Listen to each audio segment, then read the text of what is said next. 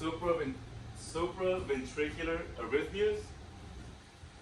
Pretty much this bullet, the second bullet, the third bullet, fourth and fifth, the ones in the middle, that is what this class is all about, this EKG course that we're now going into right now. So it's about these. These are not normal rhythms. These aren't either, but these might not be a bad thing. Bradycardia is not always a bad thing. If you're super athletic, normally you would have a slower heartbeat because your heart is more efficient. Okay?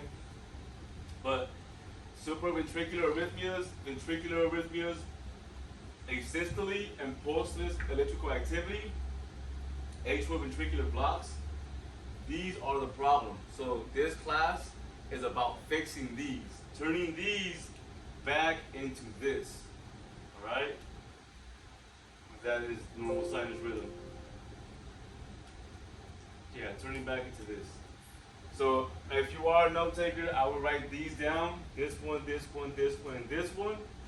And just say the class, this EKG class or ECG class is about fixing these rhythms. All right? To fix these rhythms. And we fix them sometimes by doing this, by pacing or medications.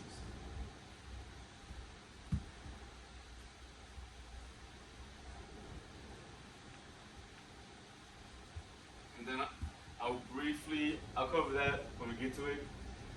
Ventricular arrhythmias, we already kind of went over that. Those would be these right here. Your VFib, which is irregular, it's chaotic. A whole bunch of crazy stuff is happening in the heart. Ventricular fibrillation and ventricular tachycardia. Those are that.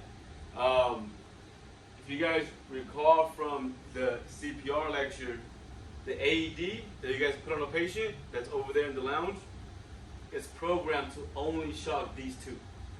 Okay? It's programmed to only shock these two. The rest of them we have to use what's called manual pacing, so where you actually control how much electricity is going into the patient. Okay, so it's a little different.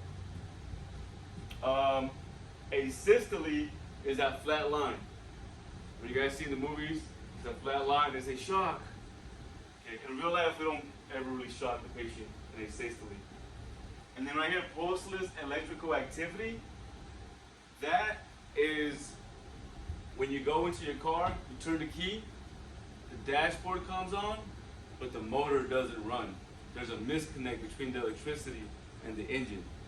Okay, so the way that looks is that if we were to hook up the patient to a monitor, we would actually get maybe even like a good looking EKG, but when we check the pulse, we don't have a pulse anywhere. So there's a disconnect between the electricity and the actual mechanical part. Okay, so that's PAE or PEA. And then blocks, we'll go over what that is by itself. So I'll give you guys time for your note, and then you go.